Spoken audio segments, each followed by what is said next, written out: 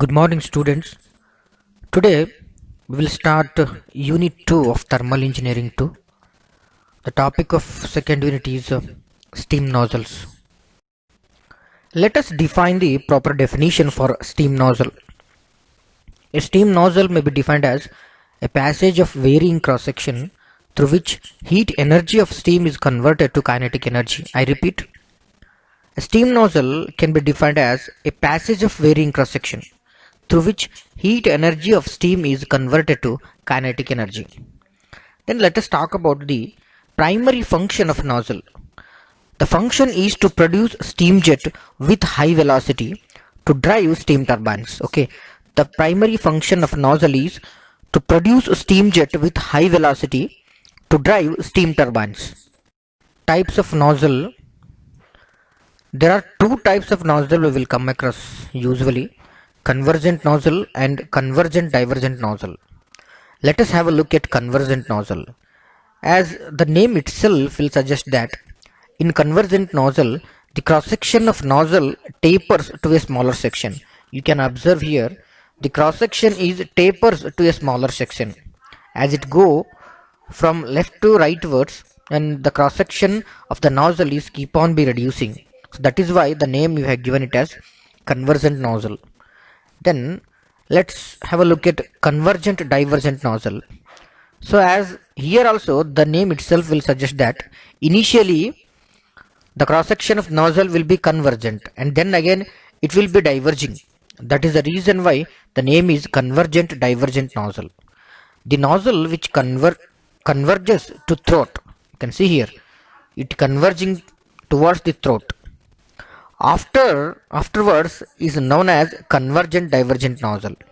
In a convergent divergent nozzle, because of the higher expansion ratio, addition of this divergent portion produces steam at a higher velocity as compared to this convergent nozzle. Okay, so compared to convergent nozzle, convergent divergent nozzles will be more effective in generally.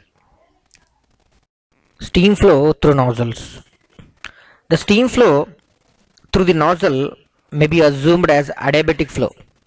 Remember, the steam flow through the nozzle may be assumed as adiabatic flow, since during the expansion of steam in nozzle, neither heat is supplied nor it is rejected. Work, however, is performed by increasing the kinetic energy of the steam. I repeat this sentence. The steam flow through the nozzle may be defined as adiabatic flow. Adiabatic flow means there is no heat transfer involved between system and surrounding. So that is what it is mentioned here. Nozzle, the steam flow through the nozzle may be assumed as adiabatic flow, since during the expansion of steam inside the nozzle, neither heat is supplied nor rejected to the surrounding. However, work is performed by increasing the kinetic energy of the steam. Okay, so please remember there is no heat transfer involved in nozzle to the surrounding. Between the nozzle and surrounding, there is no heat transfer involved. That is why we will consider nozzle or steam nozzle as an adiabatic system. As the steam passed through the nozzle, it loses its pressure. Okay, as the steam passed through the nozzle, it loses its pressure as well as the heat. The work done is equal to the adiabatic heat drop, which in turn is equal to Rankine area.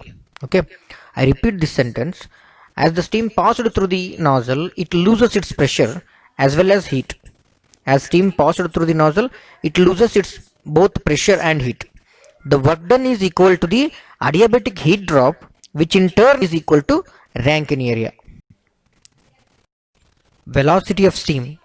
Steam enters the nozzle with high pressure and low initial velocity and leaves it with high velocity and low pressure. This is due to the reason that heat energy of steam is converted into kinetic energy as it passes through the nozzle. The final or outlet velocity of steam can be found as follows. And one thing you can observe here, it is so small as compared to the final velocity that it is usually neglected, which means that initial velocity of steam inside the nozzle is usually neglected because at the inlet the velocity of steam which enters the nozzle is very less compared to the outlet velocity. That is why initial velocity of steam at inlet of steam nozzle will be usually neglected. So the final or outlet velocity of steam can be found as follows. Let C equal to velocity of steam at the section considered in meter per second. Let H1 is enthalpy of steam entering the nozzle. H2 enthalpy of steam at a suction considered. HD heat drop during expansion of steam in the nozzle, which is equal to H1 minus H2. Considering 1 kg of steam and flow to be frictionless adiabatic. Frictionless adiabatic means there is no heat transfer involved between system and surrounding. Frictionless means there is no heat loss due to friction. So we have the expression gain in kinetic energy by the steam, which is equal to adiabatic heat drop during the expansion. We know that kinetic energy expression is mc square by 2. So m we are considering for 1 kg, it will be unity. So expression will be c square by 2, which is equal to heat drop during the expansion. So c equal to under root 2 into 1000 into hd, where hd is in kilojoule. So c equal to, if you remove that constant outside the root, it becomes 44.72 under root hd. Call this as equation number 18.1 or simply 1. In practice, there is loss due to friction in the nozzle, and its value varies from 1 to 15% of total heat drop. Due to this, total heat drop is minimized.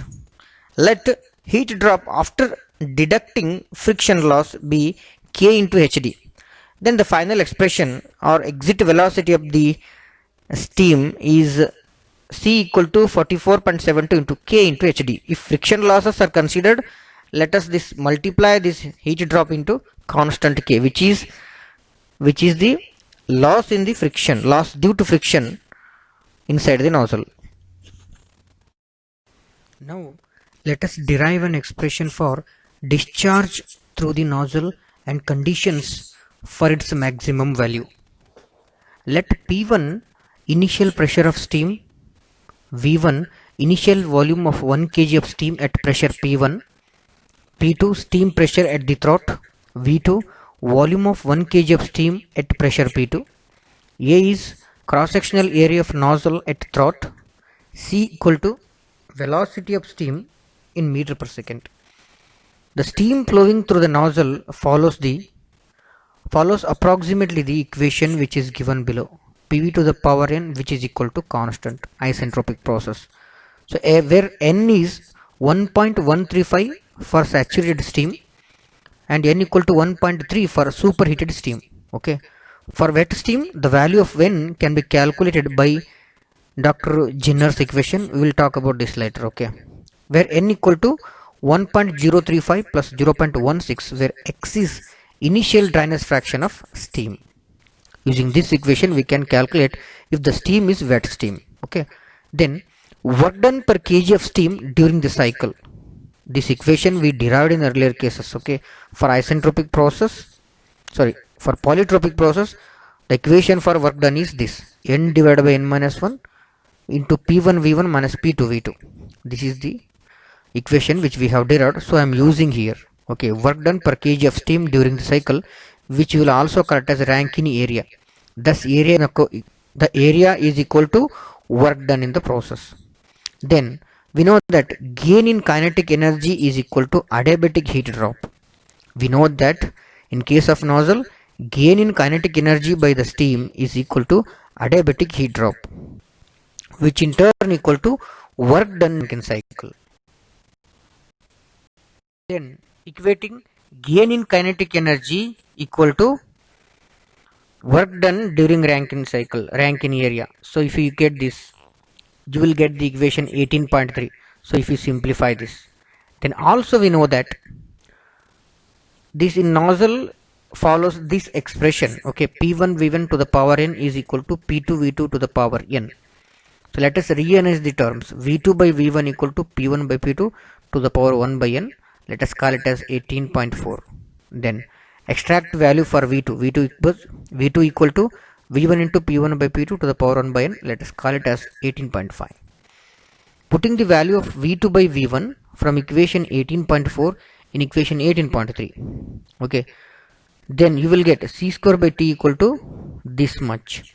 Let us rearrange the terms. So P1 V1 I have put as it is 1 minus P2 by P1 and 1 minus 1 by n. Okay, just I have rearranged. Again, if you rearrange this term and you will get this. Let's continue. Then c square equal to c square becomes this much. Again, you simplify this, you will get 18.6. Then let us consider if m is the mass of steam discharged in kg per second. Okay, if m is the mass of steam discharged in kg per second, then m equal to a into c by v2. This is the continuity equation which we have already know about this equation. Okay, discharge equal to area into velocity. Then call it as equation 18.7. Substituting the value of v2 from equation, okay, from equation 18.5 in equation 18.7. Substitute the value of v2 from equation 18.5 in 18.7. Okay, then m becomes ac by v1 into p1 by p2 to the power 1 by n. Let us rearrange the terms. A, and wherever c is there, put this value 18.6, and if you simplify, then m becomes this much. Then still, if you want to simplify, and if you keep on simplifying and rearranging the terms, you will get 18.9. Hence, the discharge through the nozzle will be the maximum when critical pressure ratio is, okay, critical pressure ratio, that is throat pressure P2, inlet pressure P1 is equal to 2 by n plus 1 to the power n divided by n minus 1. So when the discharge through the nozzle will be maximum is when it reaches this critical pressure ratio. When this reaches this critical pressure ratio, then the discharge through the nozzle will be more. Are you getting? So if the nozzle satisfies this equation, then only the discharge through the nozzle will be more. At this particular pressure ratio, then discharge will be more. For saturated steam, n equal to 1.135, just substitute here, you will get 0.58. Then for superheated steam, n value is 1.3, you will get pressure ratio 0. Then substituting the value of P2 by P1, that is the critical pressure ratio for maximum discharge, in equation 18.9 into 18.8, we get the maximum discharge. Okay, at this particular pressure, critical pressure ratio only, we will get maximum discharge. So let us know what is the maximum discharge. So if you substitute the ratio of P2 by P1 expression, this expression, into 18.8, then if you keep on simplifying, you will get this. Then finally, for maximum discharge, equation is this. Okay, for maximum critical ratio, the discharge will be more. So both we did find out here, critical pressure ratio as well as maximum discharge. So call it as 18.10. From the above equation, it is evident that the maximum mass flow depends on the initial condition of the steam P1 and V1 and the throat area, and is independent of the final pressure of steam, that is at the exit of the nozzle. The addition of the divergent part of the nozzle after the throat doesn't affect the discharge of steam passing through the nozzle, but it only accelerates the steam leaving the nozzle. It may be noted that the discharge through nozzle increases as the pressure at the throat of the nozzle P2 decreases. When the supply pressure P1 is constant, but once the nozzle pressure P2 reaches critical value, which is given by equation 18.9, the discharge reaches a maximum, and after that throat pressure and mass flow remains constant irrespective of the pressure at the exit. Okay, the velocity of steam at the throat of nozzle when the discharge is maximum is obtained by substituting the value of P2 by P1 from equation 18.9 into equation 18.6.